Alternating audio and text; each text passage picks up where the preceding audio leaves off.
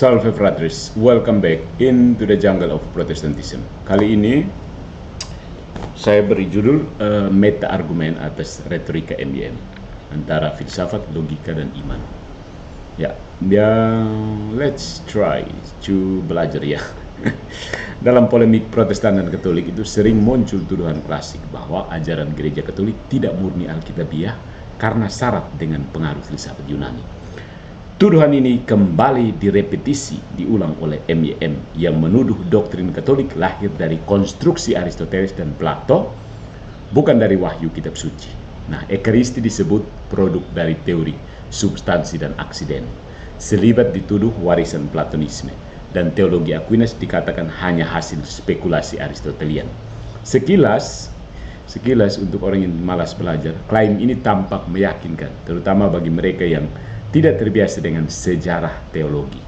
Namun kalau kita analisis dengan teknik meta-argumen, yaitu analisis bukan hanya pada isi argumen, tetapi juga pada struktur, asumsi dasar, dan koherensi internalnya, kita akan menemukan bahwa retorika MYM rapuh. Rapuh itu apa? Son kuat. Ya. Dia jatuh pada kontradiksi performatif. Dia menampilkan kontradiksi sendiri. Menolak filsafat sambil menggunakannya. Mengklaim sola scriptura, tapi membangun kerangka pikir dengan filsafat yang sama ia tolak. Kurang ajar ya. Lebih jauh, tuduhan bahwa Katolik tidak Alkitabiah karena memakai filsafat terbongkar sebagai false dikotomi. Dikotomi palsu. Protestan pun tidak bisa menghindar dari filsafat. Calvinisme lahir dari Platonisme melalui Agustinus. Van Til membangun apologetikanya dengan idealisme. So, DKL dengan kata lain tidak ada teologi yang bebas dari filsafat. Bahkan menolak filsafat adalah sebuah filsafat yang namanya fideisme, yaitu iman yang memutus akal. Jadi, kuliah ini bertujuan untuk mengupas argumen MYM dengan pendekatan meta-argumen, menyingkap asumsi dasarnya, menunjukkan kesalahan logis yang dipakai, sekaligus menegaskan posisi Katolik. Filsafat adalah instrumen, bukan berhala. So, kita akan melihat bahwa Katolik justru lebih jujur dan konsisten dalam mengintegrasikan iman dan akal budi, sementara retorika Protestan seringkali munafik memakai filsafat sambil berpura-pura menolaknya, seperti yang dilakukan oleh pendeta anti-Katolik MYM. Ya. Mari kita lihat kerangka meta-argumen. Sebelum membedah argumen MYM, penting untuk menjelaskan apa yang dimaksud dengan meta-argumennya. Istilah ini, meta-argumen, merujuk pada analisis yang tidak berhenti pada isi atau materi argumen, main pingpong, melainkan menelaah kerangka dan struktur dari argumen itu sendiri. Atau maksudnya meta-argumen itu mengajukan pertanyaan seperti ini. Apakah sebuah klaim konsisten dengan asumsi yang dia pakai? Apakah logikanya sahih atau justru membantah dirinya sendiri? Dalam tradisi filsafat, metode meta-argumen ini digunakan untuk menguji apakah suatu pernyataan runtuh karena kontradiksi internal. Misalnya, jika seseorang berkata tidak ada kebenaran absolut, maka klaim itu secara otomatis menggugurkan dirinya sendiri karena dia sendiri diajukan sebagai sebuah kebenaran absolut. Ya, maksudnya kalau saya bilang, hey, tidak ada kebenaran absolut. Pada saat yang sama sebenarnya saya mengatakan ini kebenaran absolutnya, yaitu tidak ada kebenaran absolut. Inilah yang disebut kontradiksi performatif, sebuah pernyataan yang meniadakan dirinya sendiri. Paham? Ya. Oke. Teknik meta-argumen relevan dalam konteks apologetika Katolik Protestan karena banyak tuduhan terhadap Katolik tidak hanya salah dalam isi, tetapi rapuh dalam strukturnya. Retorika MYM merupakan contoh klasik. Classical example. Dia menolak filsafat sebagai dasar teologi, namun seluruh bangunan polemiknya justru berdiri di atas filsafat. Dengan meta-argumen, kelemahan semacam ini bisa ditunjukkan secara tajam dan sistematis. Nah, prinsip dasar meta-argumen yang akan dipakai dalam analisis ini ada 3. Yang pertama, koherensi asumsi. Apakah dasar yang dipakai konsisten dengan kesimpulan yang diambil? Yang kedua, validitas logika. Apakah konklusi betul-betul mengikuti premis yang disusun? Dan yang ketiga, performativitas argumen. Apakah argumen itu runtuh oleh kontradiksi dirinya sendiri? Nah, dengan kerangka ini, kita dapat menilai apakah retorika MYM layak disebut argumen apologetis yang valid atau sekedar polemik yang dibungkus jargon filosofis. Juga kita pakai untuk membedah isi kepala DN, isi kepala Rumampuk, apalagi yang kacau balau, Patrick Smith, apalagi. Nah, kita pakai untuk membedah. Jangan terima tawaran over bola pingpong. Protestan kan mereka selalu begitu, tawar main bola pingpong. Langsung gebrak mejanya, selesai begitu. Mari kita lihat asumsi dasar MYM. Argumen MYM berdiri di atas satu asumsi fundamental. Jika teologi memakai filsafat, maka teologi itu tidak alkitabiah. Ulang, jika teologi memakai filsafat, maka teologi itu tidak alkitabiah. Ini asumsi fundamental dari MYM. Dari asumsi inilah seluruh bangunan polemiknya ditegakkan. Dia mengklaim bahwa doktrin Katolik, entah itu transubstansiasi, selibat, atau teologi Aquinas, tidak murni berasal dari Alkitab, melainkan dari infiltrasi filsafat Yunani. Tapi di balik pernyataan ini terdapat beberapa praanggapan tersembunyi, asumsi tersembunyi yang tidak pernah dia buktikan. Ya, yang pertama, sola scriptura sebagai standar kebenaran tunggal. MYM berangkat dari keyakinan bahwa hanya Alkitab yang sah sebagai dasar teologi.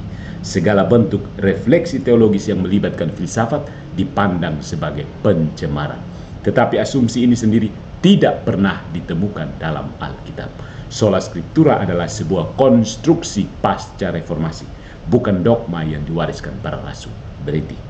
Yang kedua, filsafat identik dengan penyesatan. Demikian asumsi MYM. Dia berangkat dari bayangan bahwa filsafat Yunani adalah sumber racun yang masuk ke dalam iman.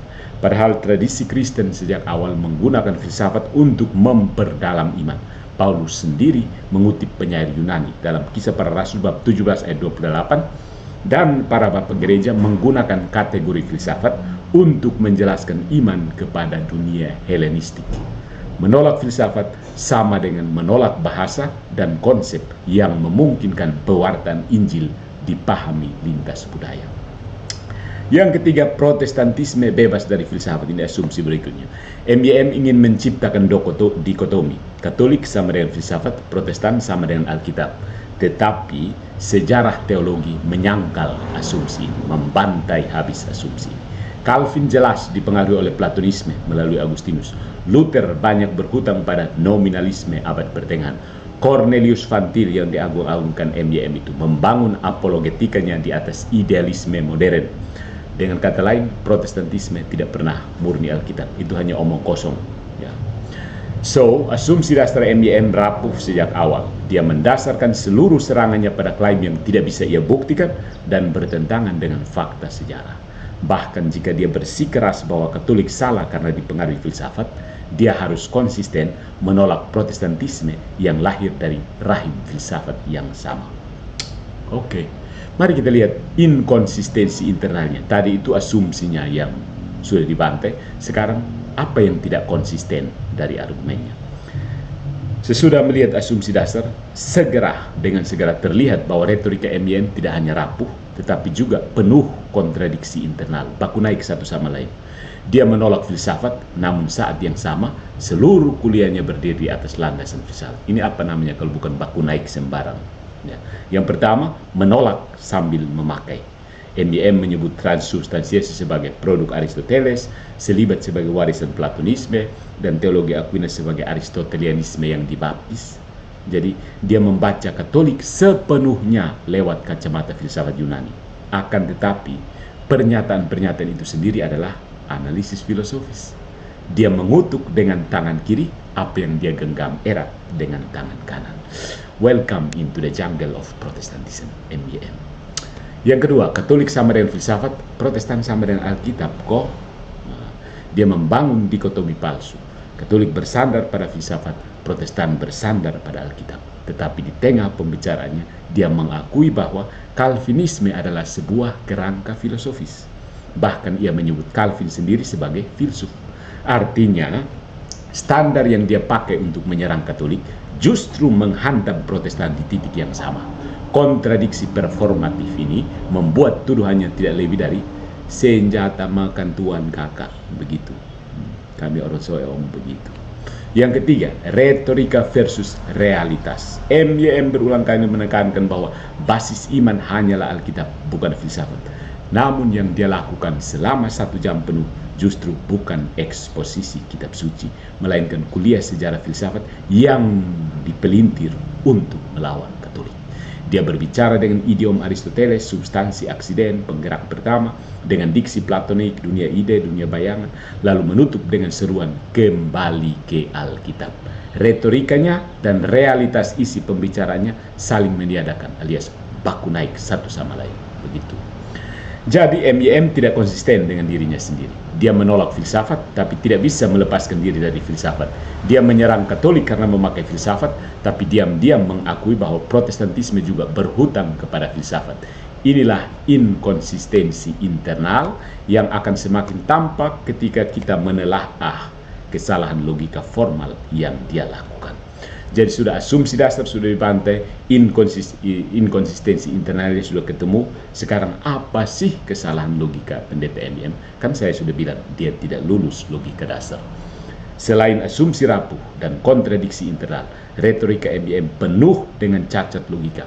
Inilah titik paling lemah dari klaimnya sebagai seorang pendeta anti Katolik.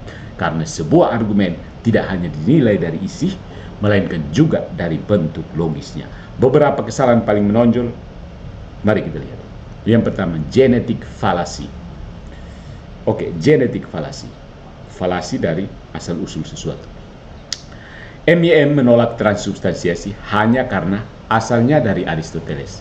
Ini adalah kekeliruan klasik, ya.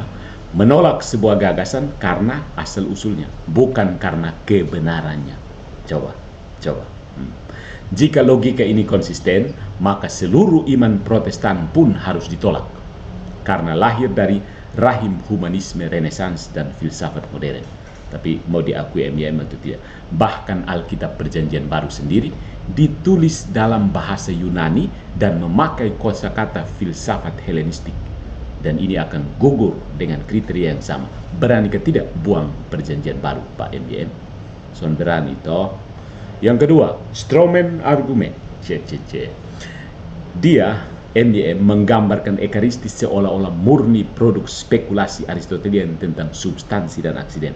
Padahal ajaran gereja berakar langsung pada kitab suci. Inilah tubuhku, inilah darahku. Yohanes 6:51, 1 Korintus 11, 24-25. Aristoteles hanya menyediakan bahasa filsafat untuk menjelaskan misteri iman yang sudah diimani sejak abad pertama. So, MYM menyerang karikatur, bukan ajaran Katolik yang sesungguhnya. MYM sedang membakar boneka jerami yang dia bikin sendiri. Yang ketiga, false dichotomy. MYM memaksa audiens untuk memilih Alkitab atau filsafat. Pola pikir Protestan kan sudah tahu kan, out, bukan et seperti Katolik. Seolah-olah keduanya tidak bisa berdampingan. Padahal semua teologi selalu berfilsafat. Sebab berfilsafat berarti menggunakan akal budi untuk memahami iman. Bahkan Protestantisme sendiri penuh dengan filsafat. Dari determinisme Agustinus sampai idealisme Van Til. Menolak Katolik dengan alasan ini sama saja menolak seluruh tradisi Protestan. Buang sudah itu Protestan. Ya. Yang keempat, non sequitur. Dia berargumen bahwa Calvin lebih Alkitabiah karena kutipan kitab sucinya melimpah. Tetapi banyaknya kutipan tidak menjamin kebenaran teologis. Seorang bidat pun bisa mengutip Alkitab dari Kejadian sampai Wahyu tanpa benar-benar memahami maknanya. Kuantitas rujukan bukan kualitas argumentasi. Dan itulah kenapa saya bilang Calvin itu bidat loh. Apalagi MYM dari penjelasannya tentang Maria Immaculata, kentara sekali, Anda bidat. Ya. Yang kelima, equivocation. Dalam menjelaskan substansi dan aksiden, MYM mencampur adukan istilah teknis Aristotelian dengan contoh sehari-hari seperti buku atau kuas. Dia lalu menyimpulkan bahwa jika contoh itu absurd, maka doktrin Katolik pun absurd. Padahal konsep Aristoteles jauh lebih kompleks daripada ilustrasi dangkal itu. Setahu saya MYM tidak punya pendidikan formal filsafat ya. Jadi wajar kalau tidak paham. Dia jatuh ke dalam penyalahgunaan istilah, mencampur bahasa teknis dengan bahasa populer untuk menyesatkan audiens awam. Ya. Kamu pikir orang filsafat itu pakai untuk tipu-tipu orang kah? Berhenti. Kalau Pak MIM pernah sekolah formal filsafat, beritahu saya supaya saya pergi gugat itu sekolah. Ajar sembarang begitu. Dengan sederet kesalahan ini, jelas bahwa argumen MIM tidak memenuhi syarat sebagai argumen logis, apalagi teologis. Dia lebih menyerupai retorika polemis yang mengandalkan efek psikologis pada audiens daripada argumentasi serius yang tahan uji. Biasa. So, mari kita lihat Katolik filsafat sebagai instrumen, bukan berhala.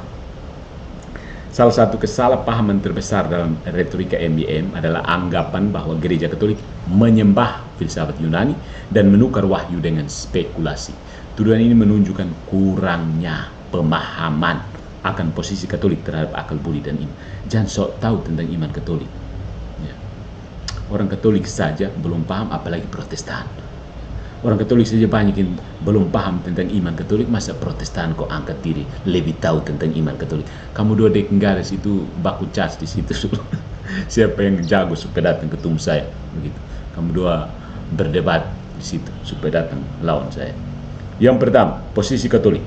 Gereja Katolik tidak pernah mengajarkan bahwa filsafat adalah sumber iman.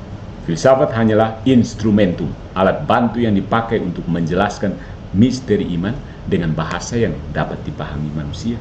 Iman bersumber dari kitab suci dan tradisi, sedangkan filsafat berfungsi sebagai sarana untuk mengartikulasikan dan membela iman tersebut. Ya, tidak heran sih, apalagi kalau ketika Yesus lahir ke dunia langsung turun langsung dan tidak butuh Maria, ya seperti itu. Iman dia tidak butuh akal budi di Protestan. Konsili Vatikan II dengan tegas menyatakan, manusia dengan akal budinya mampu mengenal Allah sebagai pencipta dan sebagai ada yang mutlak. Tetapi misteri-misteri iman seperti Tritunggal atau inkarnasi hanya dapat diketahui melalui wahyu ilahi. So, filsafat melayani wahyu, bukan menggantikannya. Ya. Kemudian ada analogi bahasa. Menuduh Katolik sesat karena memakai filsafat itu sama absurdnya dengan menuduh kitab suci sesat karena ditulis dalam bahasa Yunani. Harusnya bahasa surga, bukan? Yunani hanyalah medium, bukan isi. Begitu pula Aristoteles bagi Aquinas, dia adalah penyedia kosakata untuk menjelaskan iman, bukan pencipta iman itu sendiri. Filsafat bagi gereja bagikan pena bagi penulis. Tanpa pena, kata-kata tidak tertulis, tetapi isi pesan tidak diciptakan oleh pena, melainkan oleh sang pengarang. Gitu. Yang ketiga, soal kejujuran Katolik. Katolik jujur mengakui peran filsafat. Iman butuh akal untuk dipahami dan dipertanggungjawabkan. Protestan yang menolak filsafat pada kenyataannya tetap berfilsafat diam-diam, malu-malu lagi. Ketika mereka menyusun dogmatika, membela predestinasi, atau merumuskan sola scriptura, mereka sebenarnya sedang berfilsafat, hanya saja tidak mau mengakuinya. So, Katolik lebih konsisten, ya, menerima filsafat sebagai alat untuk menolong akal budi berjumpa dengan iman. Protestan seperti MIM justru terjebak dalam kemunafikan intelektual, memakai filsafat sambil berpura-pura menolaknya. Nah, ini kemudian adalah meta argumen yang paling tajamnya.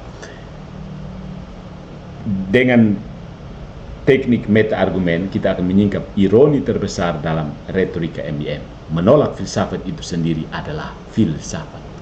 Jadi filsafat Anda adalah menolak filsafat. Pertama, penolakan yang membantah diri sendiri. Ketika MIM berseru, saya hanya mau Alkitab, bukan filsafat, ia sebenarnya sedang mengajukan sebuah pernyataan filosofis. Itu adalah posisi epistemologis yang disebut fideisme, yakni keyakinan bahwa iman harus dipisahkan dari akal budi. So, dia tidak berhasil keluar dari filsafat, dia hanya mengganti satu filsafat dengan filsafat lain yang lebih miskin dan tertutup. Yang kedua, kontradiksi performatif. Ini inti dari kontradiksi performatif MIM. Dia menolak filsafat sambil terus-menerus menggunakan filsafat untuk menyerang Katolik. Dia menuduh Katolik sesat karena dipengaruhi filsafat, namun mengakui bahwa Protestantisme sendiri syarat dengan filsafat. Dia berusaha tampil sebagai pembela kitab suci murni, tapi seluruh kuliahnya adalah uraian historis filosofis, bukan eksposisi biblis. Ya, so argumennya tidak hanya lemah, dia runtuh oleh bobotnya sendiri. Ada konsistensi Katolik di sini. Sebaliknya, posisi Katolik jauh lebih konsisten. Son bisa goyang, son bisa goyang orang Katolik. Gereja mengakui keterbatasan akal budi, tetapi sekaligus menegaskan bahwa akal budi adalah karunia Allah yang harus dipakai untuk memahami iman. Kita ini bukan babi-babi di kandang yang tidur dan sola fide, sola gratia, sola scriptura. Tidak bisa pakai otak. Ya. Tidak bisa tiduran rebahan di kandang babi lalu sola fide, sola gratia, sola ini. Tidak ada. Katolik tidak menuhankan filsafat, tetapi juga tidak memutuskannya. Ya gitu ya.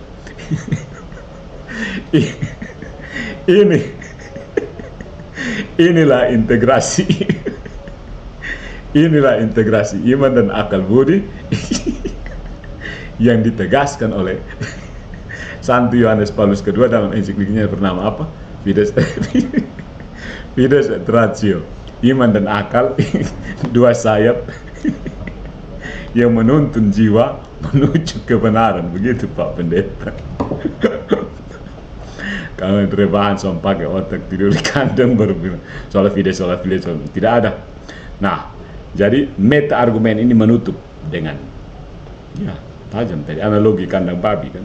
MDM menolak filsafat tetapi hanya berhasil menunjukkan bahwa dia sendiri tidak bisa hidup tanpa filsafat. Orang Katolik jujur Pak Pendeta mengakui kenyataan ini. Protestan seringkali menyangkal kamu itu mau sola scriptura, tapi semua kamu pakai juga. Jadi kamu punya sola scriptura itu artinya bukan sola scriptura. Setiap penjelasan Protestan tentang sola scriptura artinya bukan sola scriptura. Contohnya, tadi malam itu Deckenggares menjelaskan sola scriptura, tapi lebih banyak sibuk kutip Agustinus. Itu coba kamu pikir bagaimana. Kamu mau jelaskan, mau mempertahankan sola scriptura, tapi justru dia mengutip Agustinus lebih banyak daripada kitab sucinya. Berarti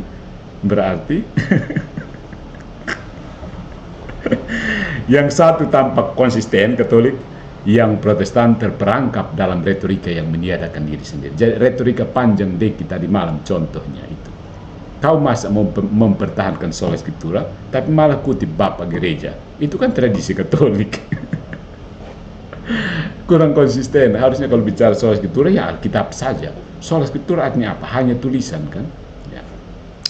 Jadi saudara-saudariku, analisis meta argumen atas retorika MYM ini memperlihatkan bahwa tuduhannya terhadap gereja Katolik tidak berdiri di atas dasar yang kokoh. Dia membangun serangan dari asumsi yang rapuh, jatuh dalam kontradiksi internal, dan berulang kali melanggar kaidah logika elementer, logika dasar. Saya sudah bilang, Pak Pendeta MYM harus kuliah dulu. Mari ikut. Semester 2 ada logika dasar di Fakultas Filsafat. Saya bersedia menjadi dosen privat. Klaim bahwa Katolik tidak alkitabiah karena dipengaruhi filsafat justru runtuh karena 3 alasan mendasar. Asumsi yang tidak terbukti, sola scriptura tidak pernah diajarkan kitab suci, penolakan filsafat hanya sekedar dogma polemis, kontradiksi performatif, dia menolak filsafat sambil memakai filsafat, menuduh Katolik bersandar pada akal budi sambil mengakui Calvinisme sebagai kerangka filosofis, lalu ada kesalahan logis berupa genetik falasi, straw man, false dikotomi, sampai non sequitur. Jadi gereja Katolik sebaliknya, konsisten, jujur. Filsafat dipakai sebagai instrumen, bukan sebagai berhala. Akal, budi, dan iman tidak dipisahkan, tetapi diintegrasikan karena keduanya berasal dari Allah yang sama. Inilah keunggulan supremasi Katolik. Ya, dia tidak bersembunyi di balik retorika semu, melainkan berani menyatakan bahwa iman dan akal budi saling melengkapi. Nah, menolak filsafat adalah sebuah filsafat. Protestan seperti MYM mencoba lari dari filsafat, tetapi hanya terjebak dalam filsafat yang lebih miskin, fideisme, iman tanpa akal.